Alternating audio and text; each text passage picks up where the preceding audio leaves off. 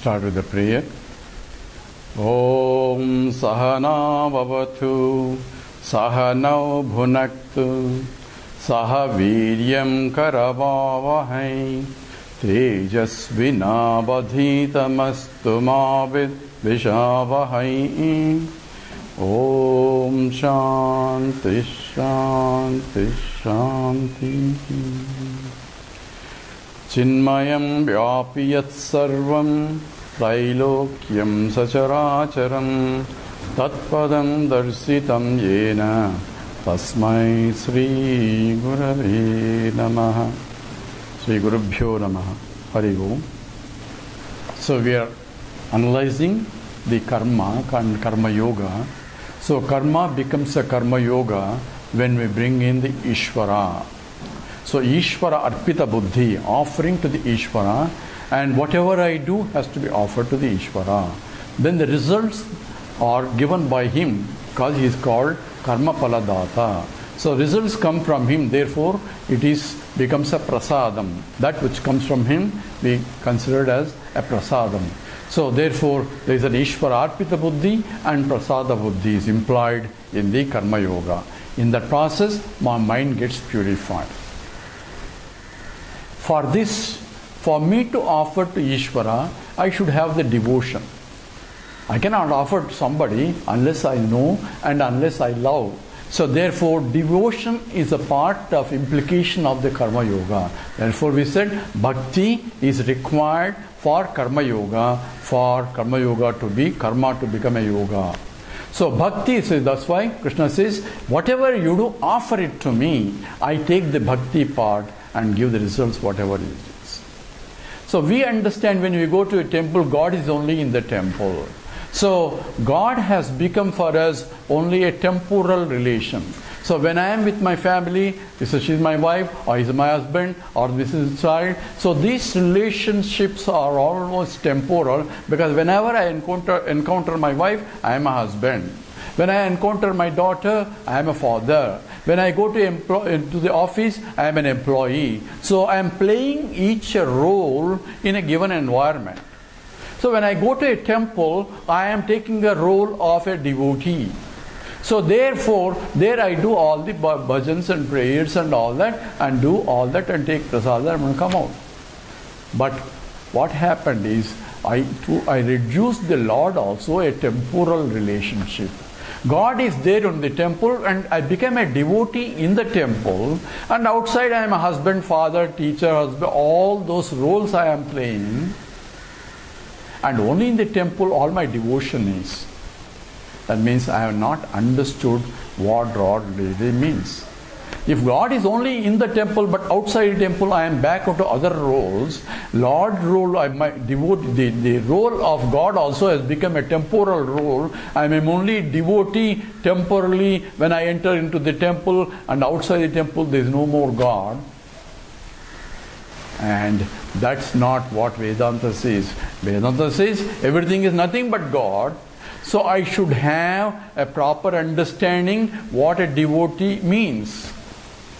So I cannot be a part-time devotee if I am a Vedantin, because I understood the Lord is everywhere, in every form, in everything is nothing but His expression. Therefore, I cannot be just a devotee in the temple. Other relationships are only temporal relationships. Only in a particular location and time, depending upon the situation, I am playing the role of a father, playing the role of a husband, playing the role of a wife, playing the role of a mother. All those roles that I am playing, those are temporal roles, but I cannot play the devotee role, and it's not, devotion is not a temporal relationship, it is the fundamental relationship which I cannot avoid any time. This I have to understand, because the Lord is there in everywhere, in every setup, Lord is there. So in every setup, Lord has to be recognized also when I am a real devotee. And that is part of Karma Yoga now.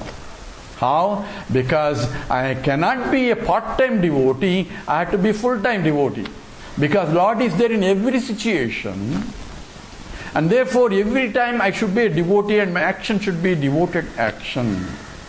This is one aspect of understanding what Ishvara means. Now let's look at, as a husband, I have to play the role of a husband.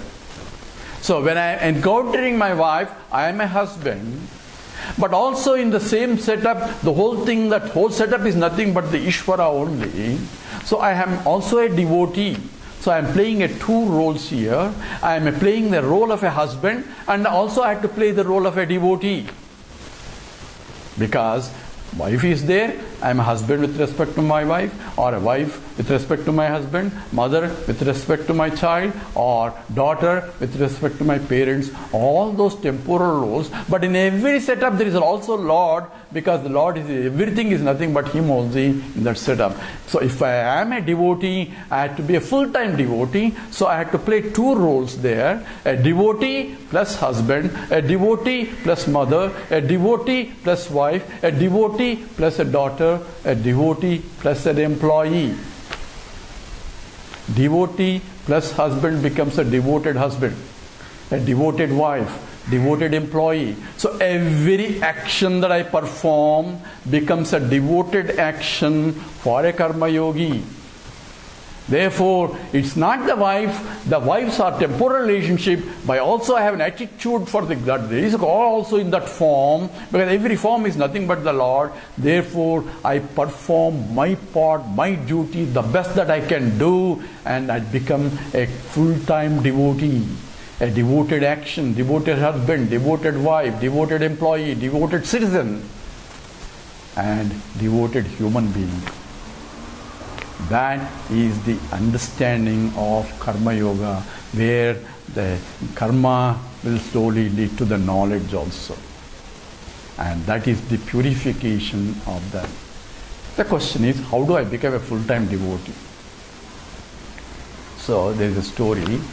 So there is one fellow, even though his wife is not there, so he was alone. So he employed a cook. So in Madras, everybody knows a lot of music. So this cook is very good cook, but he also has lot of interest. He's a young boy, he has a lot of interest in the music.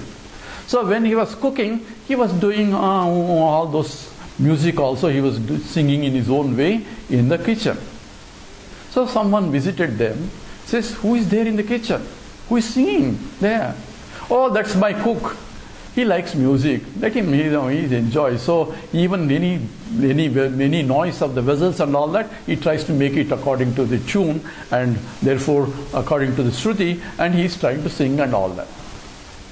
Says the friend who came, says, "Hey, he seems to be very much interested. It seems to be good. Why don't you teach him some? Why don't you send him to a teaching in the learning music?" Says, "That's a good idea. I'll ask him. I don't mind." So he called him. He says, "Hey, you seem to be interested in music. You want to learn music?" He says, "Yes. So okay, I'll pay for it. You go to music class, and in between, your time you can cook. But when you are free, go to music class and learn." So he started going to music class. Because he has the interest in it, he developed more and more and more. And slowly, that became his more important, and slowly he gave up the cooking, and he had to hire another cook. Of course, we don't worry about him. But this man, because of the interest, he developed more, cultivated more, and did sadhana until he became a great musician. He's in demand everywhere, and he's traveling and giving concerts all over. He happened to come back to the same town where his original master was there. And he has a reverential attitude towards, because he's the one who supported all this. So he went and visited him, and there was nobody there in the kitchen. "Hey, can I make something for you?" Because he was a cook also before. So now he went to the kitchen, and he knows what his master likes, so he was cooking now. So another friend came and says, "Hey, there's something good smell is coming. Who is cooking?" "Oh, that great musician is cooking." So who was singing before? A cook was singing before. Now the transformation is a great musician is cooking now. That means the transformation is complete by proper sadhana and practice. So now, originally, husband is working, or my wife is working, mother is working. Now is a devoted husband, a devoted wife, a devoted employee working now. a devotion becomes a part of this one. How did he get? By constant practice, sadhana. And that is the way I have to develop. By practice, I can become more and more karma yogi, firmly abiding in that until I become a full-time devotee. So it's by abhyasena, by proper practice, I can become a devotee. And that's how we practice from the childhood on. We take it to the temple and teach the slokas and how to be devoted to the Lord by teaching the children also. And that's how the culture, tradition, and that is a Hindu way of life also has been developed on the basis of that. So that is essentially how karma becomes a karma yoga, and one becomes a karma yogi, where every action becomes an offering to the Lord. And that is, whole life itself is an action. Whether it's a jnani or not, he can keep performing the action with that attitude, and results will not, plus or not, that is Lord's problem, not his problem anymore. And that becomes a full-time devotee, and that becomes the karma yoga. Now we have to go into a little bit about of the karma aspect itself. So karma itself has, we have to divide, there are at least types of karmas.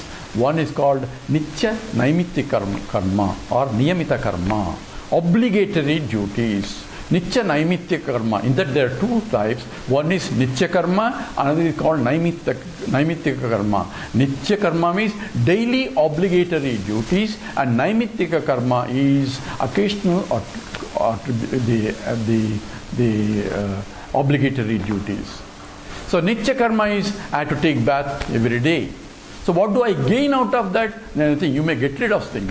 What do you get rid of? You get rid of all the dirt and all that you get rid of. You purify yourself. So nitya karmas, all naimittika karmas are only purifying acts. So the acts to purification. So these are the daily obligatory duties. So daily obligatory starts with taking bath and sandhya vandanam or prayer to the Lord, and we'll go into those actions a little bit later. But these are the types. There's a one type of daily activities. There is a naimittika karma, occasional contribute type. There is, say, for example, this today is Amavasya, you have to give tarpanam, or obligatory by the society, or obligatory by the Veda Vihita karma, where the scripture prescribes certain actions that have to be done both daily and occasionally also. These are the niyamita karma. That obligation you have to do as long as you have body, mind and intellect. Now, that is one type of actions. Those are obligatory. The next type is kamya karma. Kamya means desire prompted actions. So why? Because I have likes and dislikes and the vasanas. So this kamya karma has to be bounded by dharma.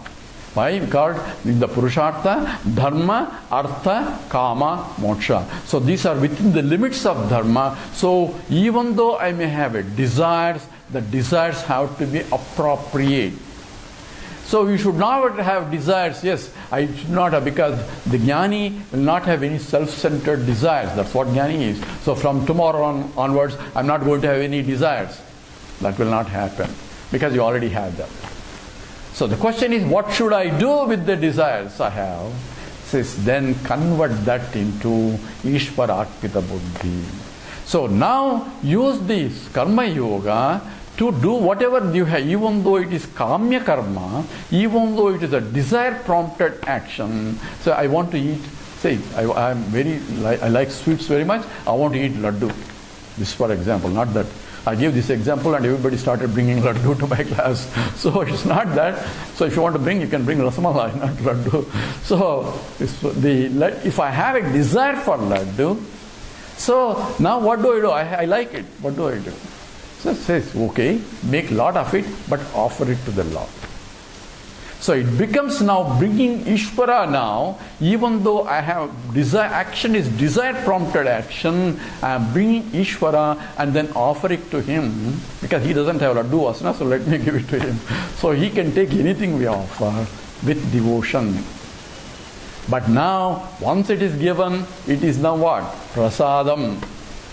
It's no more laddu now. It is prasadam. It has to be accepted as it is offered.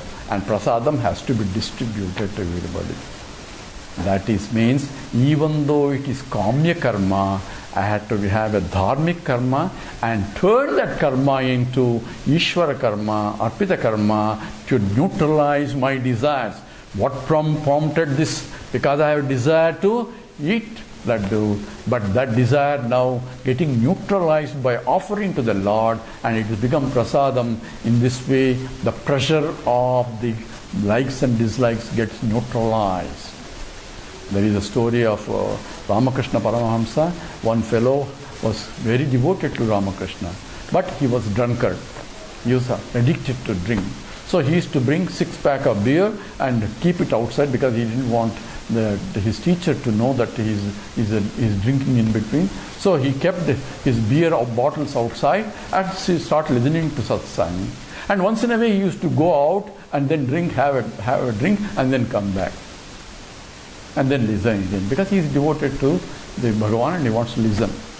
So Ramakrishna observed this. He says, "Why are you going every time?" He says, out of shy, he said, "I am having addiction. I am taking beer." He says, "Okay, bring it inside. You can drink when you are sitting here, but only on one condition. But before you drink, think of me also." Because you won't drink yourself, but think of me and then drink. You don't have to offer it to me, but think of me also and then drink. So, when he said, "Hey, this is very good, he's a really great master, I like this kind of masters." So he brought his beer bottle, and every time he thought of Bhagavan and started taking. But in the attitude, he lost the taste for it, because when he thought about Bhagavan, the attitude is towards the Bhagavan, not anymore towards the beer. So the longing for that drink is automatically subsided, and that vasana gets eliminated. So essentially, by doing the Ishvara Arpita, the pressure of these desires that I have, kamya karma, can get neutralized. And that is what is essentially part of Karma Yoga also. So we have started with the obligatory duties, and we have kamya karma. And the kamya karma, there are things that are beyond the dharma, even though I may have a desire to do it, but I should not do it because it's not dharmic. So I feel like slapping everybody. No, that's not possible. That's not the right thing to do. Therefore, this is a nishiddha karma. So that actions that are prohibited actions, that is damage to everybody else. So therefore, those are actions that should be avoided. And this is the third type of actions. We have the obligatory duties, we have kamya karma, now we should nishiddha karma. But there are actions by mistake without knowing I may perform a nishiddha karma. So what should I do now? I made a mistake. So if you make a mistake, what do? You go and say sorry, right? So that there is a prayaschitta karma. Prayaschitta karma is a repair action that is performed to repair the previous action, results of the previous action. And this is also prescribed in our scriptures, is if you avoid this or if you do something wrong, there is a prayaschitta that has to be done. That means I have the attitude that I have done something wrong so that I won't repeat that again.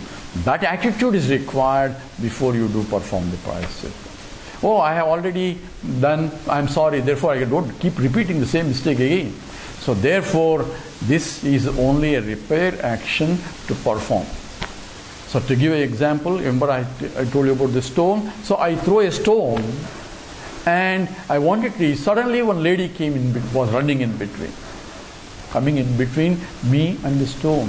Instead of reaching the target, it will hit the lady. But there is nothing I can do about the action. Action has already been done. So this is unintentional, not that I want to hit the lady with the stone. So I may do another action. Amma, don't go there, stone is coming. So I can perform another action to repair the previous action so that it doesn't do the damage that it may do. Whether she will listen or not, that is not in my control, because I can only have choice in the action, not in the results. So even the prayaschitta karma, I only perform an action with the hope that it will repair the action. But the results are from him. But attitude changes, my approach to my desire and all that will be neutralized in the process. I become pure even in the process. So these obligatory duties can be Veda Vihita karmas, where obligation by the Vedas, or also Loka Vihita karmas also, where I had to do obligation as a citizen, paying a taxes. This is my obligation. If I don't do it, then I am committing a sin. I am committing a crime. I can be punished by law. So similarly, there are actions which are Veda Vihita karmas which I had to do. If I don't do it, I can be punished for not doing it. What do I get? Do I get a pat in the neck by paying taxes? No, you have done your part. That's all.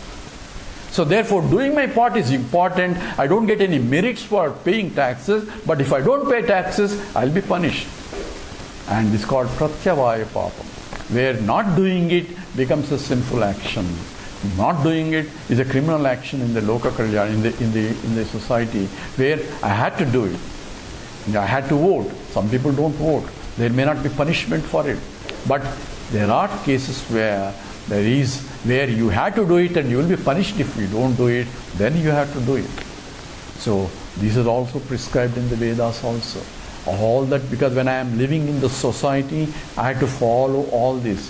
If I quit the society and take sannyasa, where I am renouncing my particular roles, then taking a different role, then these so-called obligationary society actions may not be pertinent for me in that ashram. But that ashram has its own duties, depending upon what where I have to study, and study becomes my primary purpose of that. So there are means where you can avoid, provided that often is that attitude is that situation can exist. So we have analyzed the types of karmas and what need to be done, and the kamya karma, and the likes and dislikes are there, and how we bring in Ishvara, and how we can be full-time devotee in all actions that we perform. And in this process, our mind gets purified and we will be ready for Jnana Yoga. And this is a preparation for Jnanam. So Karma Yoga, Jnana Yoga is Yogyata Siddhyartham. For preparing my mind for Jnana Yoga, my mind is calm and quiet so that study can be fruitful. That will stop here. Om Purnamada Purnamidam Purnat Purnamudachyate Purnasya Purnamadaya Purnamevavasishyate. Om Shanti Shanti Shanti. Hari Om. Sri Gurubhyo Namaha. Hari Om.